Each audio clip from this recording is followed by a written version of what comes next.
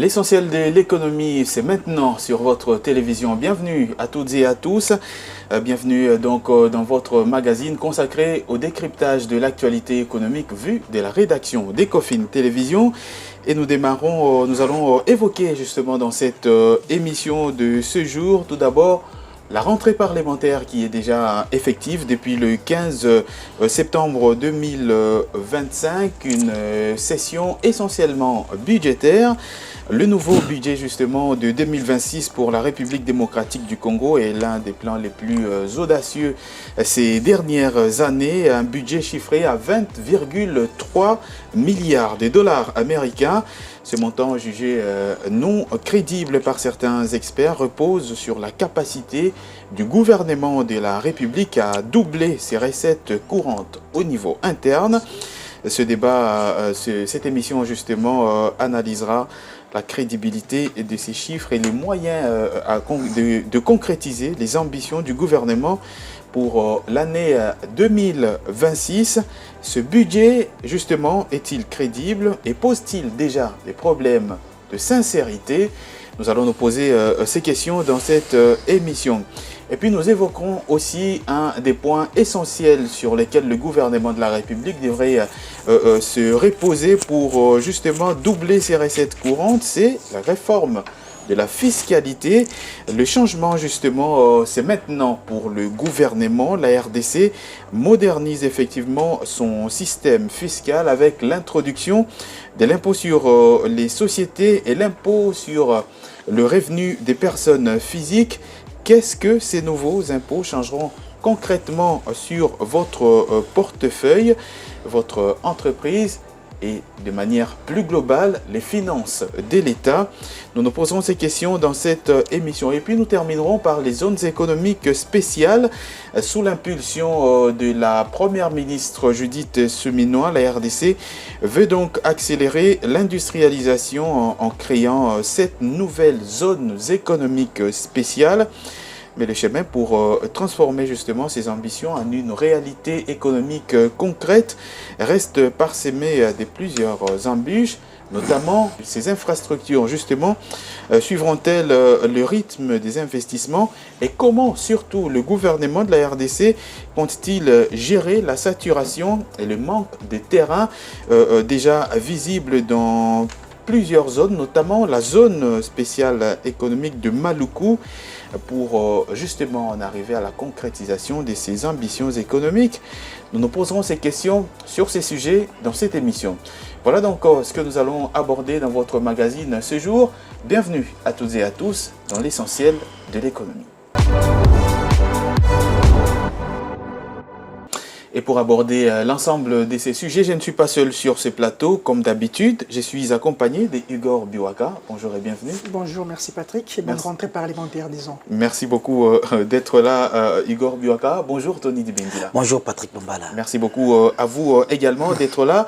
Alors, nous commençons tout de suite par notre tout premier sujet. C'est la rentrée parlementaire en République démocratique du Congo depuis le 15 septembre. Une session, je l'ai dit dans l'entame de l'émission, essentiellement budgétaire, et justement le gouvernement de la République lors de la dernière réunion du Conseil des ministres a adopté le projet de budget, donc exercice 2026, un budget chiffré en équilibre en recettes et en dépenses à 20,3 milliards de dollars américains.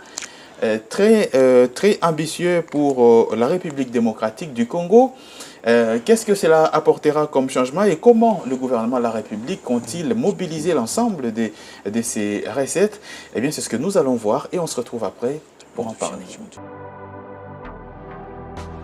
La République démocratique du Congo a dévoilé son projet de budget pour l'année 2026, un document ambitieux et sans précédent qui s'élève à 20,3 milliards de dollars. Ces chiffres, qui représentent une augmentation significative par rapport aux années précédentes, témoignent de la volonté du gouvernement de consolider la croissance économique et d'accélérer le développement social. Ces budgets, qualifiés d'audacieux par les autorités, est le plus important jamais présenté dans l'histoire du pays. Il s'appuie sur une projection de croissance économique de 6,5% une estimation optimiste qui mise sur la poursuite des réformes structurelles et la diversification de l'économie traditionnellement dominée par les secteurs miniers. Le projet de loi des finances a été déposé au Parlement par la Première ministre Judith Suminwa, marquant le coup d'envoi d'un processus législatif qui s'annonce mouvementé. La session parlementaire de septembre, qui devait se concentrer sur l'examen de ces budgets cruciaux, a été dominée par une véritable tempête politique. Le président de l'Assemblée nationale, Vital Kamerhe, est sous la menace d'une pétition de destitution. Déposée par des députés, cette pétition, qui a rapidement recueilli le nombre de signatures requis, vise à écarter plusieurs membres du bureau de l'institution. Le budget 2026 est axé sur plusieurs piliers stratégiques. Une part importante du budget est allouée à la construction et à la réhabilitation des routes, des ponts et des infrastructures énergétiques. L'objectif est de désenclaver les provinces et de faciliter les commerces et les échanges à travers les pays. Pour répondre aux besoins de base de la population, des investissements majeurs sont prévus pour la construction et l'équipement d'écoles, d'hôpitaux et des centres de santé. La gratuité de l'enseignement primaire, une mesure phare du gouvernement, est également renforcée par ces budgets. Face aux défis sécuritaires, notamment dans l'est du pays, un renforcement des capacités des forces armées et de la police est une priorité. Le budget alloue des fonds pour la formation, l'équipement et l'amélioration des conditions de vie des militaires et des policiers. Malgré l'optimisme affiché, ces budgets records font face à des défis de taille. La mobilisation des recettes, la lutte contre la corruption et l'amélioration de la gouvernance demeurent des enjeux majeurs pour garantir une exécution efficace et transparente. La dépendance aux cours mondiaux des matières premières, bien que le gouvernement cherche à la réduire, reste un facteur de risque pour la stabilité des finances publiques. Cependant, les autorités se montrent confiantes. Elles estiment que la modernisation de l'administration fiscale et douanière ainsi que la poursuite des investissements étrangers permettront d'atteindre les objectifs fixés. L'ambition de ces budgets reflète la vision d'une RDC émergente capable de transformer son immense potentiel en bien-être pour ses citoyens. Rebonjour Tony, Antoine Dibendila. Bonjour Patrick. Alors je l'ai dit ici dès l'entame, la session parlementaire justement de septembre essentiellement budgétaire a été officiellement ouverte. Une session qui s'annonce mouvementée avec en parallèle des pétitions qui visent à évincer le président de l'Assemblée nationale, Vital Kamerhe, mais c'est une session qui reste dans les fonds budgétaires avec une question essentielle, l'adoption de la loi de finances exercice 2026. Tout d'abord, ce budget, déjà voté, enfin pas voté, mais adopté lors du Conseil des ministres du gouvernement à 20,3 milliards de dollars, est-il réaliste ? Merci Patrick Lumbala. Je crois qu'au regard des efforts consentis par le gouvernement ces dernières années, ces derniers mois, nous avons vu des réformes fiscales apportées par l'exécutif national. Nous avons vu les efforts de mobilisation des recettes. D'ailleurs, plusieurs réformes sont également en cours. Et même la volonté du gouvernement central, nous pensons que c'est possible d'atteindre ces 20,3 milliards de dollars. C'est possible en tout cas d'atteindre ces 20,3 milliards de dollars. Mais je crois qu'également, comme nous l'avions dit il y a de cela quelques jours, nous avons tous aujourd'hui suivi les cérémonies à la fois au Sénat et à l'Assemblée nationale de la rentrée parlementaire, et une fois de plus, malheureusement, nous nous sommes rendus compte que les questions politiques ont pris le dessus sur ce qu'attend le peuple congolais, c'est-à-dire que une session tournée essentiellement vers le budget, où il y aura des débats autour de la gouvernance publique, une feuille de route donc crédible sur la gestion de l'État au cours de l'exercice 2026 à travers justement ces budgets de l'État, ces projets de budget qui devraient être examinés au cours de cette session. Mais malheureusement, nous avons suivi à la fois les discours du président du Sénat, Samalou Kondé, qui quand même a évoqué les défis de l'État pour les jours à venir concernant les questions sociales, sécuritaires ou encore diplomatiques. Nous avons également suivi Vital Kamerhe, qui a quand même appelé à ce que les députés nationaux tiennent à la stabilité politique, mais qui a pris plusieurs minutes également pour parler de son propre sort, de sa propre situation, de son propre cas, concernant justement la pétition qui est en gestation. Aujourd'hui d'ailleurs, après la cérémonie, nous avons vu les pétitionnaires vouloir déposer leurs pétitions. Ils ont trouvé des bureaux fermés, il n'y avait personne, on ne pouvait pas accéder au secrétariat et ils menacent maintenant même de déposer la pétition par voie d'huissier de justice aujourd'hui, en fait, dans les heures qui suivent. Et donc, c'est ce que nous avons voulu éviter. Et voilà, malheureusement, ici, une fois cette pétition déposée, l'attention des élus nationaux ne sera plus tournée vers sur l'essentiel même, la budgets, matière principale de la session. Et justement, vers l'examen du projet de budget exercice 2026, il n'y aura pas d'analyse à propos, quoique le gouvernement avait déjà adopté l'avant-projet, et donc on sera, ou encore la République sera en train de regarder comment est-ce que les élus nationaux vont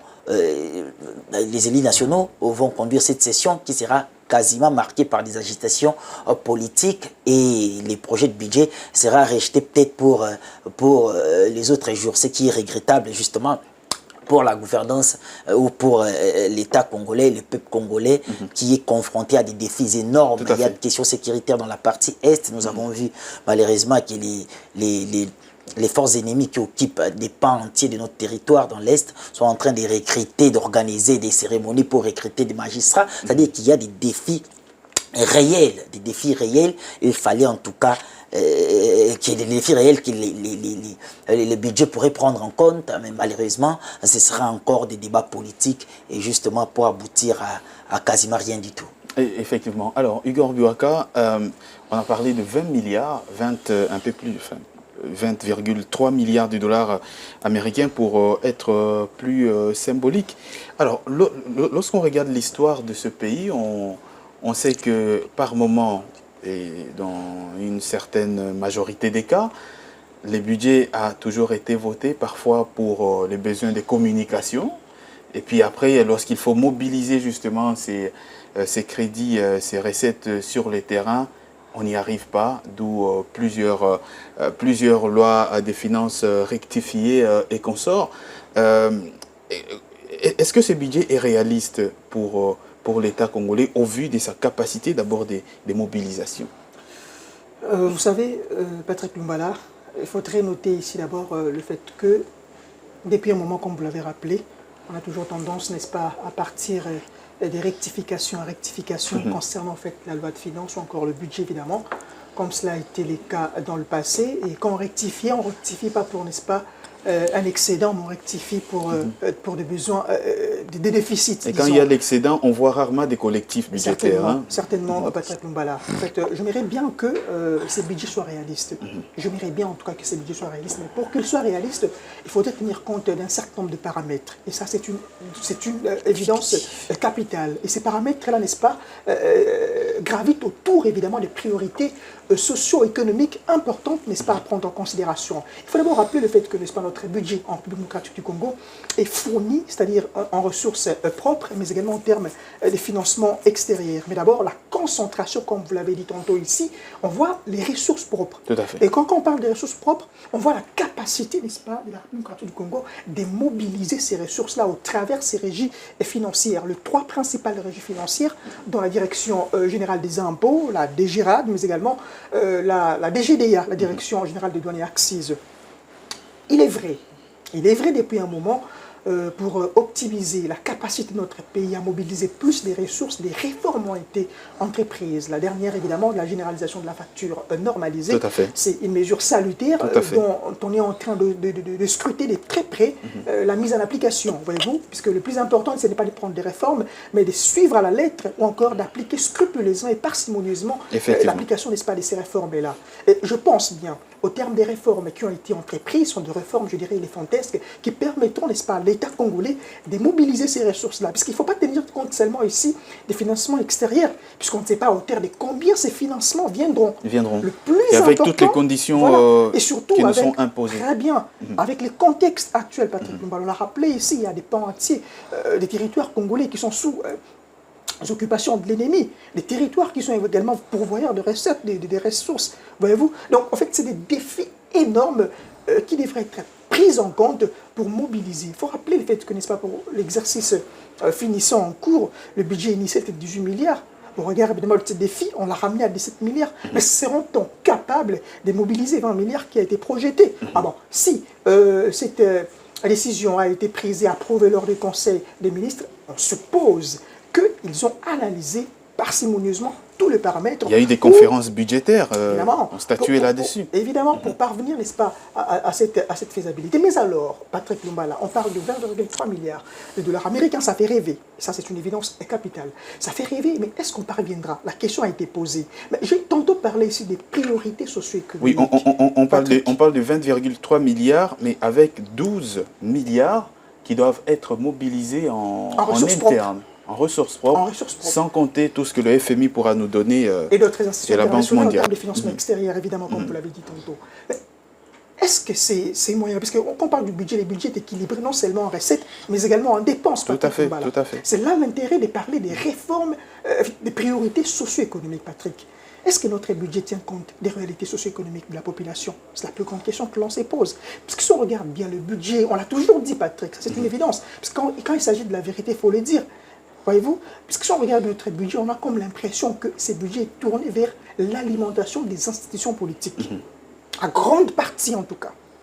Et ça, là, avec une pareille mentalité, alors, laissez-moi vous dire que ça sera peut-être irréalisable, Patrick Lumba. Parce que si on regarde bien ces institutions politiques, voulais-je dire, mais les budgets, les crédits budgétaires qui lui sont alloués, elles sont toujours au-delà même de ces budgets, de ces crédits budgétaires-là. Il y a toujours des excédents budgétaires. Voyez-vous? Et ça, c'est affreux. Ça, c'est en fait la première des choses. Le premier facteur clé sur lesquels devraient se concentrer, n'est-ce pas, ces budgets. Je suppose que cela a été pris en compte, puisque le budget, les 10 budgets a été donc déposé à l'Assemblée nationale. Ça, c'est une évidence. La deuxième des choses, puisque je parle en fait des priorités socio-économiques, Patrick Lumba, c'est inadmissible, un pays comme le nôtre, avec plus de 120 millions d'âmes, que nous puissions souffrir, n'est-ce pas, des main-d'œuvre. Voyez-vous? Puisque quand il n'y a pas de main-d'œuvre, qu'est-ce qui advient, Patrick Lumba? On importe l'expertise extérieure. On importe l'expertise extérieure. Et par conséquent, c'est quoi? C'est le chômage qui bat son plein, Patrick Lumba. Or, il y a possibilité. Il y a possibilité de réguler les structures capables de former la jeunesse pour des métiers. Il y a possibilité d'allouer des crédits budgétaires conséquents autour du secteur de la formation professionnelle pour former le jeune. Puisqu'on aspire au développement de ces pays. Et on ne peut développer ces pays qu'à travers nos propres ressources, que ce soit en ressources naturelles qu'en ressources humaines.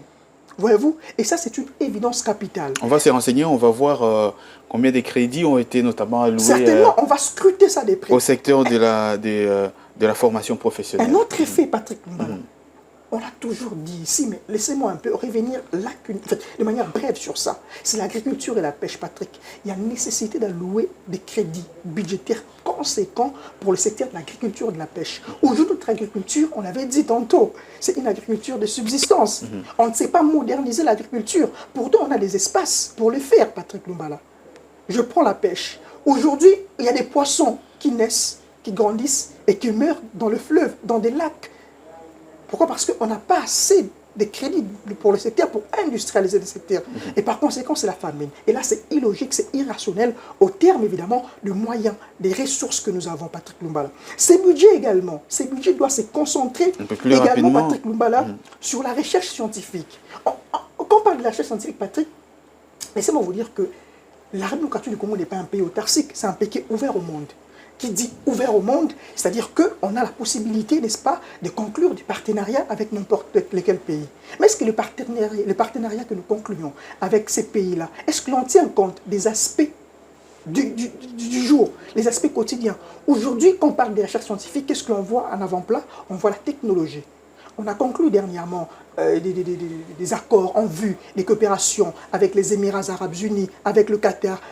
Ces pays-là, n'est-ce pas, du Golfe Persique, placent au cœur, n'est-ce pas, de leur économie, la technologie. Pourquoi ne pas voler la technologie? Pourquoi ne pas collaborer avec ces pays-là pour avoir plus des savoirs en ce qui concerne la technologie, Patrick Mbala, parce qu'on a des ressources en termes minières, voyez-vous, puisqu'on parle de cobalt et autres, sont des éléments essentiels dans le cadre de la technologie. Donc, pour que ces budgets, n'est-ce pas, soient un budget qui va essentiellement intéresser la population, qui va essentiellement être bénéfique à la population, il faut que l'on tienne compte des secteurs phares, des secteurs prioritaires. Patrick, laissez-moi chuter juste en une minute. Un peu plus rapidement. Et ces budgets, on a comme l'impression, je l'avais dit tantôt, que les budgets étaient plus concentrés sur le besoin des fonctionnements des institutions. Mais le budget répond rarement, n'est-ce pas, à l'amélioration des conditions socio-professionnelles des fonctionnaires, des agents et même des cadres de l'État. Ils sont tout le temps en train de faire des sites. Ils sont tout le temps en train de faire des sites et autres, Patrick Mbala. Et donc c'est important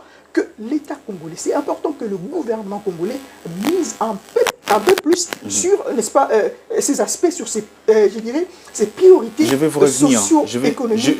Je vais vous revenir, Igor Bioka, Tony Dibedila, Igor vient de le dire d'ailleurs. Quelles sont les priorités que le gouvernement et le Parlement, d'ailleurs, qui est l'autorité budgétaire, devraient se pencher pour l'adoption de cette loi de finances 2026? On a l'impression, avec l'histoire qui nous enseigne, que la majorité de nos lois de finances, la majorité de nos budgets, c'est comme si c'est fait pour nourrir justement les institutions, la primature, la présidence, l'Assemblée, les parlements et consorts, mais on oublie les secteurs principaux qui peuvent justement permettre à cette population de ressentir justement les bénéfices de ces budgets. Quelles doivent être les priorités au niveau de l'Assemblée nationale pour ce nouveau budget? Bon, avant de prendre la question, je signale déjà que les pétitionnaires viennent de déposer à l'Assemblée nationale leur pétition contre Vital Kamerhe et les autres membres du bureau, excepté le premier vice-président et le deuxième vice-président, Chilumbaye et Lévi Mbosso.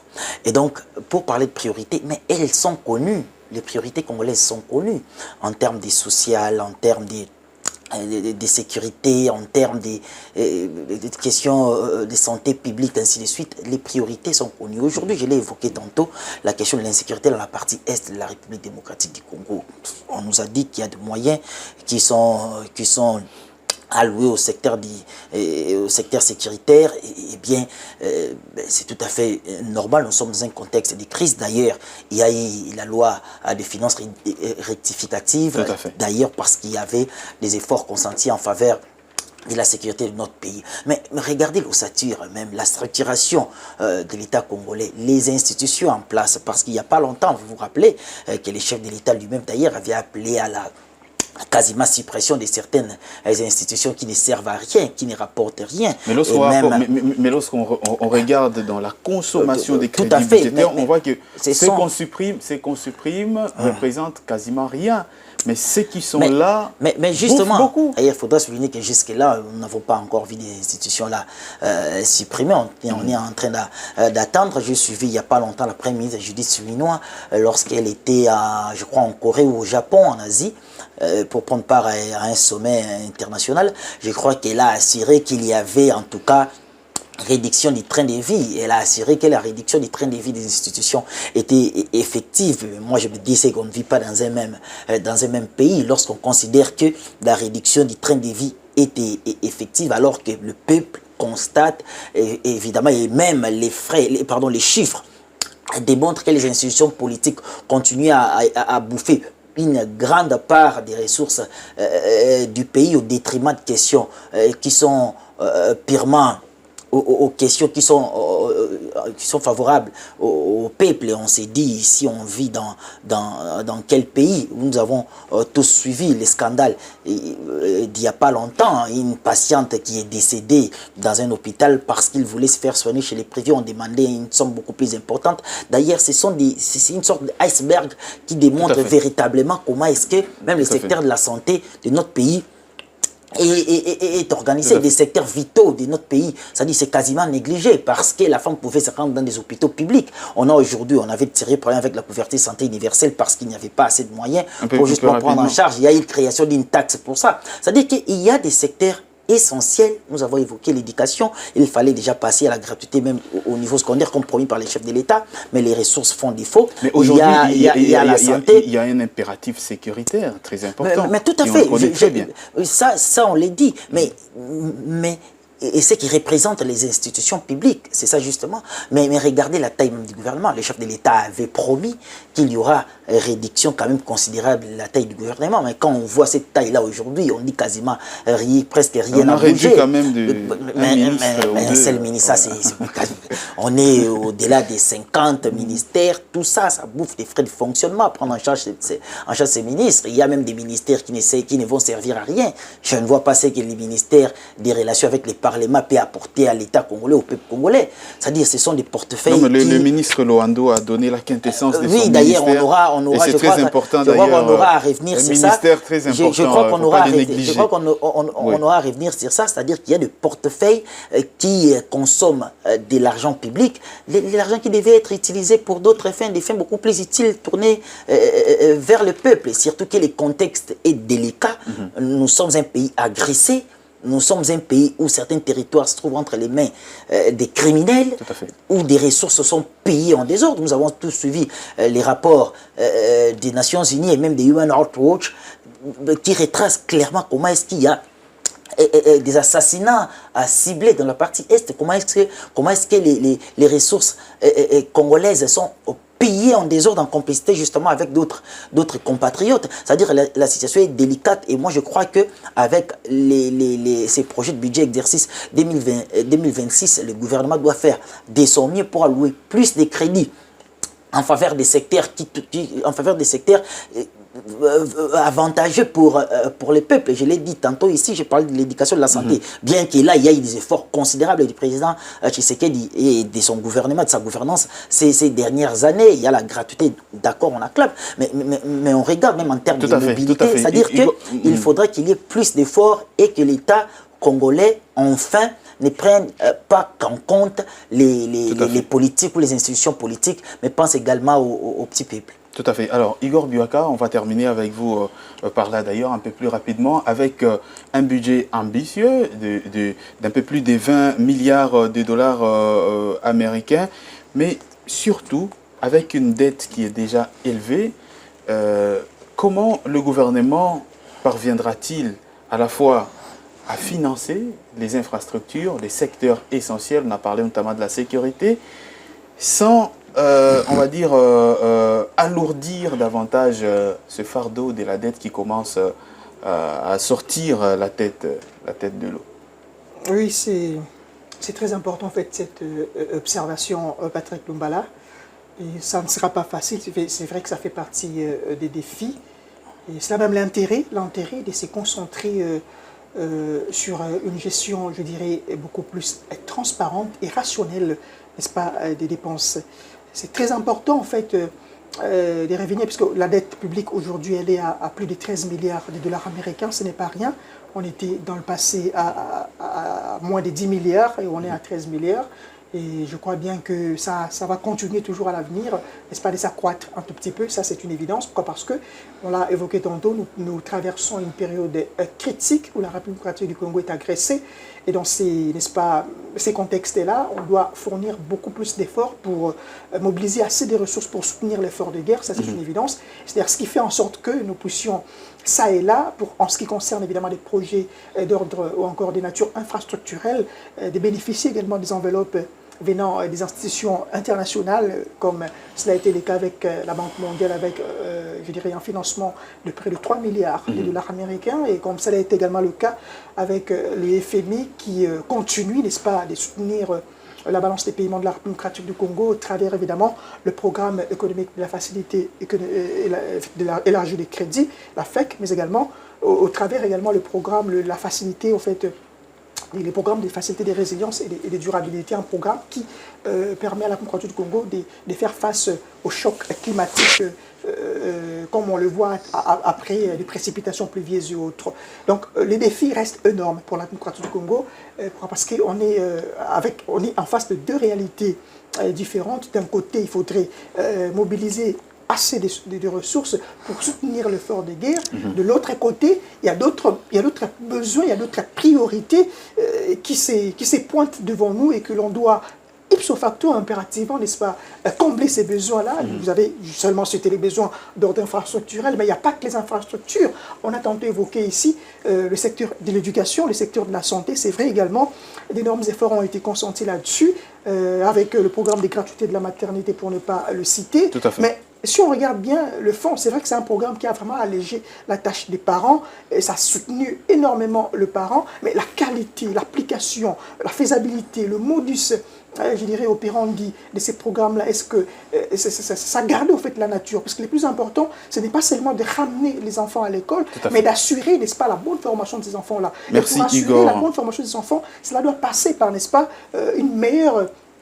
je dirais un meilleur soutien des personnels enseignants. C'est autant également pour le secteur de la santé, avec la gratuité, ces programmes de gratuité, n'est-ce pas, de la couverture santé universelle, et dans son volet gratuité de la maternité, très important et très salutaire, et qui a posé au début problème, ce qui a conduit, n'est-ce pas, évidemment, à la... je dirais, à l'instauration de cette taxe pour la promotion de la santé. C'est également très important, mais ce n'est pas toujours là qu'on devrait se limiter. Il faudrait également voir dans quelle mesure prendre en charge le personnel qui assure évidemment la santé. Tout cela, ça fait partie d'énormes défis qui doivent être pris en compte par le gouvernement, mais qui doivent être insérés dans le budget de l'année N+1. Tout à fait. Et je pense que la balle est désormais dans les camps du Parlement, qui est de toute évidence l'autorité budgétaire, et libre donc aux députés nationaux d'apporter toutes les modifications nécessaires à ce budget de l'année 2026. Et cette dernière question qu'on posera peut-être au ministre des Finances, si déjà l'année dernière le budget était chiffré à 19 milliards, 18 milliards, incluant le Nord et le Sud Kivu. Aujourd'hui, ces deux parties-là, nous n'avons pas le contrôle des finances de ces parties-là, mais le budget est à 20,3 milliards. Comment ils comptent justement boucher ce gap-là? C'est une question que nous poserons au ministre du Budget et des Finances, justement, le moment venu. En tout cas, ce qui est sûr, c'est que le gouvernement compte sur d'autres leviers pour doper ou encore financer son budget qui est très ambitieux. C'est notamment la mise en place de l'impôt sur les sociétés et l'impôt sur les revenus des personnes physiques pour effectivement financer, doper les recettes fiscales et financer le budget 2026. Est-ce un calcul justement réaliste ou tout simplement un fardeau de plus pour la population congolaise? Eh bien, on voit tout cela et on se retrouve après pour en parler. La République démocratique du Congo a entrepris une vaste réforme et son système fiscal avec l'objectif de les rendre plus modernes, plus transparents et plus efficaces. Cette réforme s'articule autour des deux piliers majeurs, l'impôt sur la société, IS, pour les entreprises et l'impôt sur les revenus des personnes physiques, IRPP, pour le particulier. Ces changements, en remplaçant les anciens régimes, ont des implications directes tant pour l'économie que pour les portefeuilles du Congolais. L'introduction de l'IS vise à rationaliser et à simplifier la taxation des entreprises. Il s'agit d'un impôt direct qui frappe le bénéfice réalisé par toute société, qu'elle soit résidente ou non résidente. Cette réforme a pour but de créer un environnement fiscal plus stable et prévisible pour les investisseurs. Un taux d'imposition clair et unifié remplace des dispositions fiscales parfois complexes, favorisant ainsi la conformité fiscale et la réduction des coûts administratifs pour les entreprises. Pour l'État, l'IS est une source de revenus essentielle, lui permettant de financer le budget national et les grands projets de développement. L'IRPP est l'impôt qui concerne directement le particulier. Il s'applique aux revenus issus des salaires, mais aussi aux revenus locatifs, aux bénéfices de professions libérales et à d'autres sources de revenus. La principale nouveauté est l'adoption d'un barème progressif. Cela signifie que le taux d'imposition augmente en fonction du niveau de revenu. Cette approche, jugée plus équitable, permet de réduire la pression fiscale sur le ménage et le plus modeste, tout en assurant une contribution plus importante de la part du revenu le plus élevé. Pour l'État congolais, cette double réforme est une étape cruciale vers l'autonomie financière. En modernisant son système fiscal, il espère non seulement augmenter ses recettes, mais aussi lutter plus efficacement contre l'évasion fiscale et les secteurs informels. Un système fiscal transparent et prévisible est également un signal fort pour les investisseurs, renforçant la confiance dans l'économie du pays. Pour les citoyens congolais, les changements sont palpables. Bien que l'IRPP soit prélevé directement sur le revenu, le système progressif peut alléger le fardeau fiscal de petits salaires. De plus, une meilleure collecte des impôts par l'État pourrait se traduire par une amélioration de services publics, santé, éducation, infrastructure, si les recettes sont bien gérées. En conclusion, la RDC s'engage dans une voie de modernisation fiscale qui, si elle est bien mise en œuvre, pourrait être un puissant levier de développement et de croissance.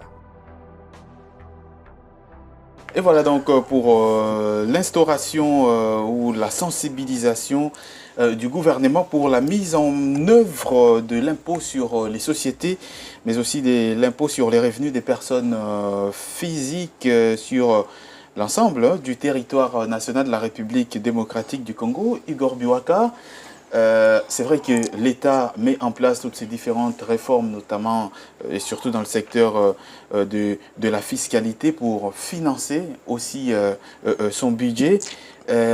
Ces deux impôts sur les sociétés et sur les revenus des personnes physiques, pour ceux qui nous suivent à la maison, parce que ça concerne directement la population, qu'est-ce que cela va impliquer sur leur portefeuille?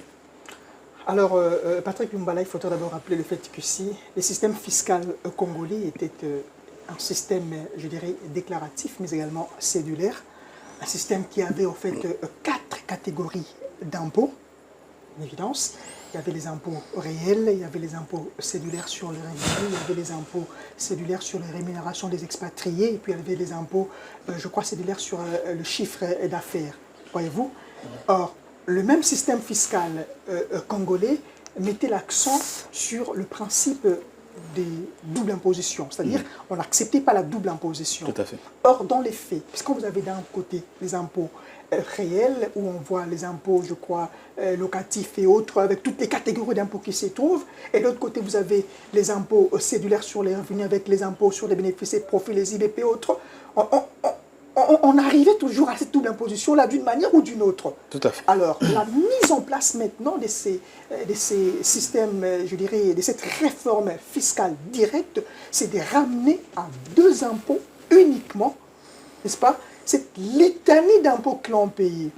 Donc, d'une manière ou d'une autre, on aboutit à un allègement du système fiscal congolais.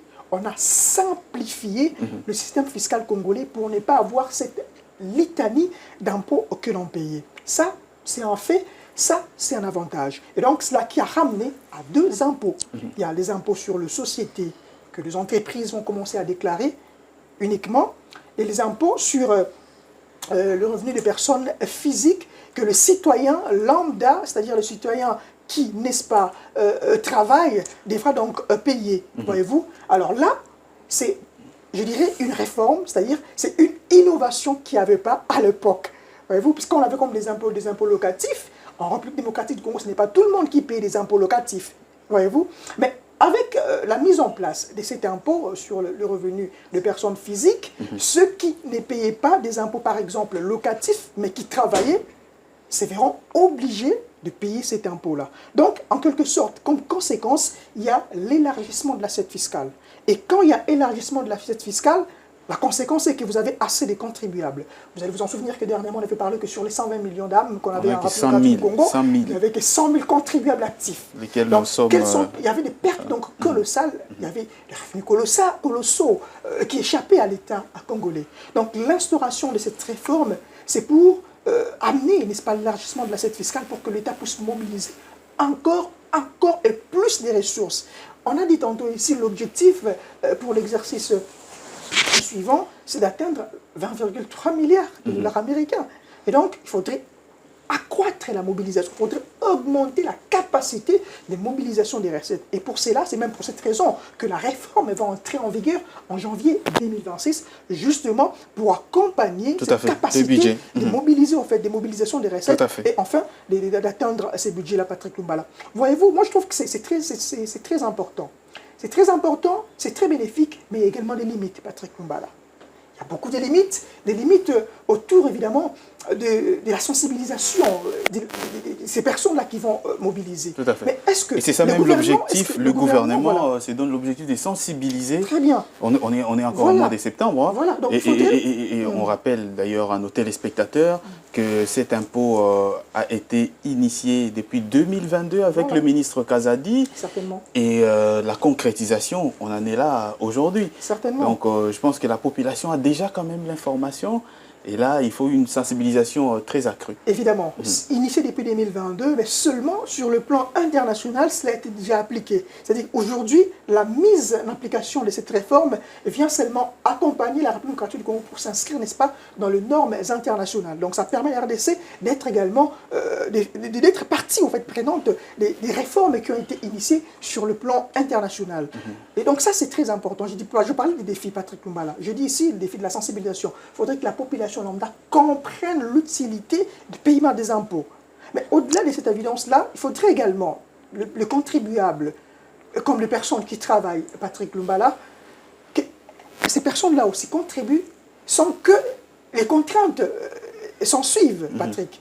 J'ai déjà apprécié le fait que pour contraindre d'une manière ou d'une autre à ces personnes-là, il y aura la mise en place, n'est-ce pas, des retenues à la source. C'est-à-dire que pour les personnes qui travaillent, on va instituer à la source déjà, on va retirer donc ces impôts-là, que si en fait de permettre plus de transparence, et puis avec d'autres systèmes qui seront beaucoup plus efficaces, puisqu'on sommes dans l'ère de la numérisation, il faudrait des systèmes de télédéclaration, c'est-à-dire que la personne, à travers, puisque je suppose que la majorité quand même des citoyens lambda utilisent un iPhone, un Android. Et c'est là justement qu'il y aura le problème. On parle de la télédéclaration, ça veut dire qu'on laisse la possibilité à la personne physique elle-même de déclarer.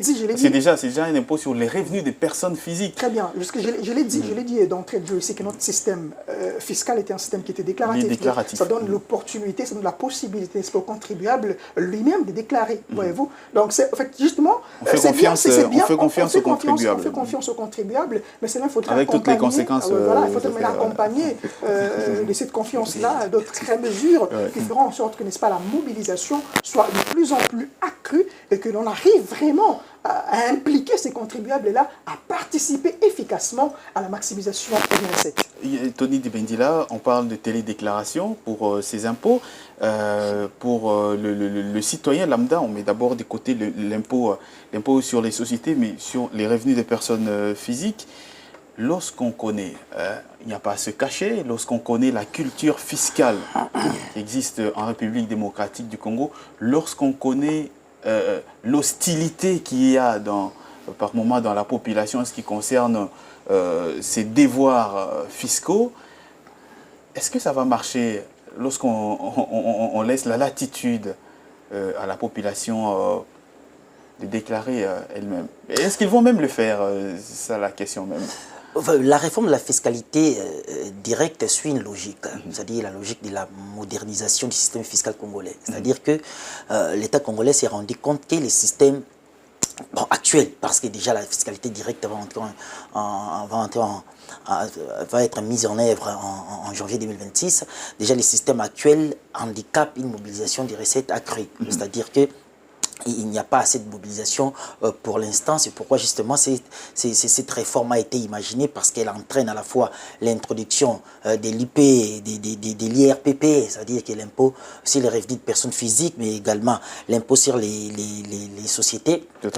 Mais également, il y a l'histoire de la facture normalisée. Ça rentre également dans le cadre de cette réforme des fiscalités directes. Nous avons vu il n'y a pas longtemps la campagne de sensibilisation lancée par la Première ministre. Mais la question, c'était également qu'est-ce que l'État congolais envisage comme sensibilisation en termes de civisme fiscal pour développer justement cette culture du civisme fiscal. Et cette sensibilisation doit notamment reposer sur certains piliers, notamment dire concrètement à la population qu'est-ce que cet impôt, quelle incidence concrètement cet impôt va avoir sur son portefeuille. Justement, mais également, il faudra souligner un fait.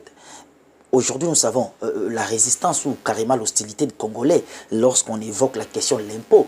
Aujourd'hui, il y a ce qu'on appelle par exemple l'impôt sur les revenus locatifs. On sait que combien paye cet impôt sur les revenus locatifs. Il y a même les impôts fonciers. Combien payent les impôts fonciers. Nous avons vu les agents de certaines régies financières arriver jusqu'aux mains avec les contribuables, justement parce qu'ils étaient résistants. Et ils disaient ouvertement, on va vous donner notre argent pour que vous puissiez en faire quoi? Ça justement, ça dit que le Congolais se considère comme abandonné dans un contexte comme ça. Il y a quand même une question de fond, c'est que la population ne voit pas l'importance des contribuer. Voilà, des contribuer parce que rien ne s'est fait. Justement, l'importance, on peut beau dire, il peut y avoir de réformes, c'est vrai, ça va inciter, ça va créer une certaine traçabilité, parce que déjà la facture normalisée va créer va inciter ou entraîner la transparence, ainsi de suite. Mais les contribuables doivent également se sentir impliqués. Ce sont des questions de fond. Mais déjà, je vais relever un élément. Aujourd'hui, on voit dans le média, c'est ça également les problèmes. Quand il y a des débats de fond, on tire les choses vers les superficielles. Il y a une guerre, je dirais, quasiment comme ça, terrible dans le média. C'est-à-dire qu'il y a des camps de ceux qui se considèrent pro les ministres des Finances et d'autres qui se considèrent comme pro les VPM des budgets.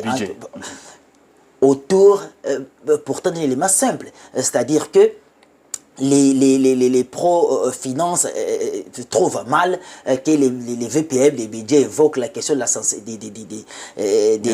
la mobilisation des recettes. Et qui reviennent de plein droit au ministre des Finances. Voilà, ils trouvent que ce n'est pas sain qu'il évoque à chaque fois, alors que les régies financières sont sous l'autorité du ministre des Finances, qui est l'ordonnateur général, c'est-à-dire que c'est lui des dépenses, mais c'est quand même une question importante parce que à chaque fois que le ministre, le VPM du budget parle, il dit je vais donner à l'État, je vais mobiliser, alors qu'il y a un ministre dont les régies financières sont sous sa pleine et entière responsabilité. Tout à fait, c'est cela, ça crée une sorte d'accrochage, et aujourd'hui dans le média, on voit ouvertement les communicateurs dire quand c'est rentré dedans. C'était une parenthèse. C'est-à-dire pour dire que des questions aussi superficielles peuvent entamer, parce qu'on a ici, on parle ici de la question du civisme fiscal, mais lorsque déjà les gens se rentrent dedans, quand est-ce qu'on mettra en place une stratégie crédible de communication pour demander aux contribuables et justement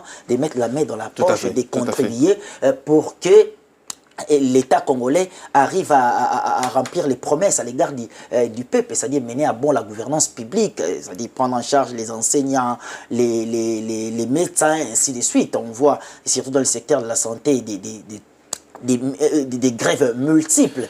Donc voilà, c'est en gros, c'est pourquoi justement il faudra, comme je viens de le dire tantôt, qu'il y ait une communication assez fluide pour justement pousser les Congolais à prendre la question de la contribution tout à fait. À cœur. En une minute, Igor Biwaka, parce que la population devrait savoir, quel sera l'incident sur l'argent de la population? Quelqu'un qui reçoit son salaire de 100 $ aujourd'hui, il doit à l'État combien? Dans le cadre justement de cet impôt-là. Alors, Patrick Lumbala, vous savez, on a l'obligation en fait d'inciter en fait, les civismes fiscal auprès de la population lambda. Pourquoi? Parce que l'État se construit également grâce aux impôts. Ça, c'est d'une évidence stratosphérique et indéniable. Inaliénable. Et c'est capital en tout cas.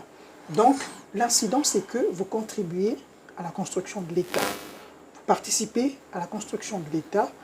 Et c'est vrai qu'il faudrait d'un moment à un autre réfléchir sur notre mécanisme pour que les incidences soient de plus en plus concrètes, surtout en ce qui concerne le portefeuille, n'est-ce pas, de la population lambda. Mais pour le moment d'abord, un citoyen lambda, un Congolais qui paye régulièrement, qui s'acquitte, n'est-ce pas, de ses devoirs fiscaux, participe, il doit savoir, à la construction de son État, participe d'une manière ou d'une autre à l'amélioration, n'est-ce pas, du pays, voyez-vous. Parce que l'amélioration du pays, on a toujours dit que c'est, je dirais, une démarche procédurale, ça ne vient pas de but en blanc. Donc ça doit aller mollo et progressivement. On espère, en fait, on aime bien le dire, hein, on aime bien être dans le domaine d'espoir, mais quand même, il faudrait à l'avenir que cette incidence-là du paiement, n'est-ce pas, des impôts, se répercute de manière beaucoup plus, je dirais, forte, n'est-ce pas, sur le vécu du citoyen lambda, et on croit bien que cela va finir par arriver. Cela va donc finir par arriver. Dans les peu de minutes qui nous restent, nous allons aborder effectivement les sujets relatifs aux zones économiques spéciales. La Première ministre, Judith Suminwa, a présidé une réunion très importante. C'était déjà la semaine dernière avec le comité des zones économiques spéciales en République démocratique du Congo. Une réunion qui a notamment tourné autour des défis auxquels font face ces différentes zones économiques, notamment le défi lié à la saturation dans certaines, notamment Maluku, pour en tout cas des défis qui vont entraîner pour ces zones-là, notamment des questions d'expropriation des terrains pour les zones environnantes. Alors, on voit l'ensemble de tout ceci dans cet élément et on se retrouve après. Sous l'impulsion de la Première ministre Suminwa Tuluka, la République démocratique du Congo affiche ses ambitions industrielles avec un plan audacieux, la création de cette nouvelle zone économique spéciale. Ces zones, qui bénéficient d'incitations fiscales et douanières, sont perçues comme le moteur de la diversification de l'économie, longtemps trop dépendante de matières premières. L'objectif est de transformer les potentiels miniers et agricoles du pays en une réalité manufacturière, créatrice d'emplois et de richesses. Si la vision est claire, le chemin est parsemé d'embûches. La première ZES opérationnelle à Maluku, située à une centaine de kilomètres de Kinshasa, illustre parfaitement le défi auquel le gouvernement est confronté. Malgré les investissements, le site se heurte à des problèmes structurels qui freinent son plein essor. Le manque de terrain disponible et la saturation des infrastructures existantes sont des obstacles majeurs. Les promesses d'attirer des industries se heurtent à la difficulté de trouver de l'espace pour les implanter et à la faiblesse du réseau routier et énergétique qui peine à suivre le rythme des projets. Les interrogations sont nombreuses. Cette nouvelle ZES annoncée avec tant d'enthousiasme disposeront-elles des infrastructures de base nécessaires pour attirer et retenir les investisseurs? Les routes, l'électricité et l'eau, souvent insuffisantes dans le pays, seront-elles à la hauteur de besoins d'usines modernes, sans un engagement ferme et des investissements massifs dans ces domaines? Le risque est de voir ces zones rester de simples coquilles vides, incapables d'accueillir la moindre activité économique d'envergure. La Première ministre Suminwa et son équipe devront gérer ce défi de front. La question de l'acquisition de terrain est cruciale, tout comme la capacité de l'État à planifier et à construire des infrastructures qui répondent aux standards internationaux. L'expérience de Maluku est un rappel brutal, l'ambition ne suffit pas. Elle doit s'accompagner d'une exécution rigoureuse et d'une coordination efficace entre les différents ministères et agences impliquées. Le succès des nouvelles ZES dépendra de la capacité du gouvernement à surmonter ces obstacles. Si les pari est réussi, elle pourrait transformer l'économie congolaise en créant de milliers d'emplois et en stimulant l'innovation. Si l'exécution échoue, elles ne seront qu'un rêve lointain, entravé par la dure réalité du terrain.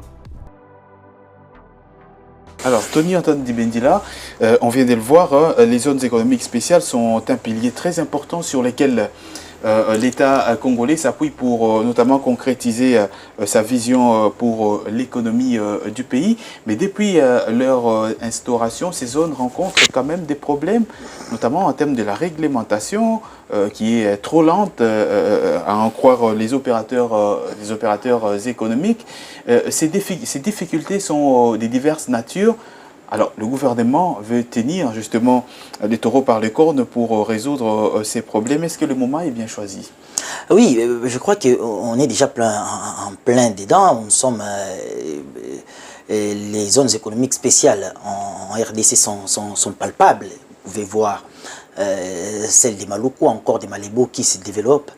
Et il y a à travers la République des zones économiques spéciales, je crois en tous ces 7. Il y a au Katanga, il y a dans le Nord Kivu. C'est-à-dire que ces zones apportent des promesses d'industrialisation du pays, mais aussi des emplois, qu'il y ait plus d'emplois. Parce qu'en fait, investir dans ces zones offre plusieurs opportunités.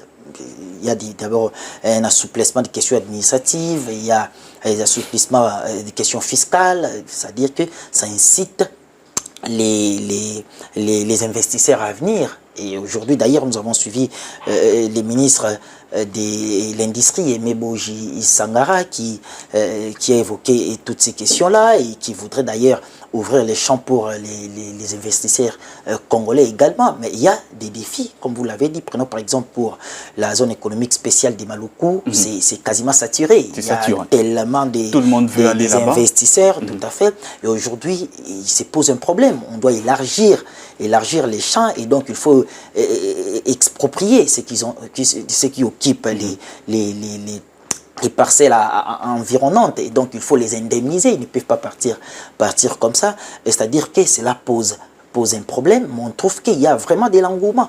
Mais il faut également regarder les revers de la médaille. C'est vrai. Mais il y a aussi, parce que ce n'est pas, la RDC n'a pas inventé l'implantation des zones économiques spéciales. Dans d'autres pays aussi, cette expérience-là existe. Mais il y a des questions. Prenons par exemple l'histoire de l'élargissement de la zone économique spéciale. Ce sont des questions qui arrivent, ce sont des défis que certaines zones économiques ont également rencontrés ailleurs, parce qu'on sait que Maluku, plusieurs terrains, par exemple, sont des terres agricoles. Au fur et à mesure qu'on aura à élargir, c'est-à-dire on va également menacer les zones agricoles qui sont destinées également à alimenter, à nourrir les Congolais, ceux qui vivent là-bas localement et même les centres urbains de Kinshasa. C'est-à-dire que c'est un défi, mais il y a aussi un autre défi, parce que, comme vous le savez, d'ailleurs les ministres l'avaient mentionné, il y a des carreaux qui sont également aujourd'hui largement vendus, qui sont produits dans ces centres. Ils sont très vendus, ça occupe d'ailleurs quasiment 80%, selon les données du ministre de l'Industrie, quasiment 80% du marché du Congo-Brazzaville. C'est aussi utilisé ici. Donc il y a un autre problème, c'est-à-dire que les zones économiques spéciales là peuvent devenir des îlots économiques mais qui n'ont pas d'impact réel sur l'économie locale. C'est aussi ça le problème. On produit ici, on vend ailleurs parce qu'ici il y a c'est-à-dire que la fiscalité est souple dans ces zones-là et puis on va vendre ailleurs. En tout cas, le système économique sur place ne ressent pas les bénéfices de cette production-là. C'est aussi un autre défi que les gouvernements doivent véritablement penser dessus pour qu'il y ait véritablement ouverture. Et puis, il y a aussi un autre aspect, les traitements des travailleurs. Comme il n'y a pas assez de regards administratifs, tout le monde tourne les regards parce qu'on sait que là-bas, c'est une zone économique spéciale. Les employeurs ont également tendance à ne pas prendre pleinement en compte les codes du travail en faveur des travailleurs, des agents. Et donc, cela pose des problèmes comme ça. Il faudra donc, dès lors, porter un regard assez approfondi, quoi qu'il y a également dans cette zone économique spéciale des Maluku, il y a quand même des produits qui sont conçus localement et qui sont également vendus dans les marchés congolais. Donc, aujourd'hui, il faudra aller dans le sens de résoudre les défis actuels concernant l'occupation des terres, mais aussi il faut accélérer, prenons la mise en place de la zone économique de Kin-Malebo pour que ceux qui veulent tous aller à Maluku se tournent vers la... Au lieu de passer par les exports. Tout à fait. Alors, Igor Biwaka, les zones économiques spéciales, on sait que l'objectif dans le fond, c'est de créer des îlots économiques avec notamment des incitations fiscales et douanières pour attirer davantage des investisseurs dans le pays, effectivement. Mais on se rend compte que nos zones économiques spéciales font face à certains défis, notamment en termes de la réglementation, qui pose problème aujourd'hui, d'où même la rencontre entre la Première ministre et le comité des zones économiques spéciales. Est-ce qu'il était temps justement de se pencher sur la question? Justement, Patrick Lumbala, avant d'aborder votre question, il faudrait donc, autour des défis, évidemment, comme on l'a déjà tantôt effleuré ici, laissez-moi en fait le temps de revenir sur les raisons pour lesquelles les zones économiques spéciales peuvent être un véritable levier de croissance économique pour un État, Patrick Lumbala. Déjà, en République du Congo, nous avons un sérieux problème en termes de production locale. Or, les zones économiques spéciales, l'objectif ou encore la raison pour laquelle, n'est-ce pas, ces îlots économiques, comme vous l'avez défini, sont implantés, n'est-ce pas, dans un État, c'est pour renforcer également la production locale.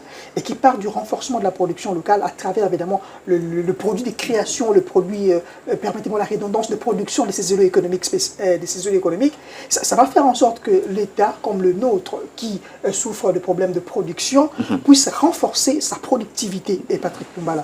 Et qui dit renforcer la productivité locale fait ipso facto référence, n'est-ce pas, à renforcer, à dynamiser l'activité économique, Patrick. Imaginez un pays comme le nôtre, dont la valeur, n'est-ce pas, des importations est toujours supérieure à celle des exportations. Par conséquent, la balance commerciale est toujours, je dirais, déficitaire.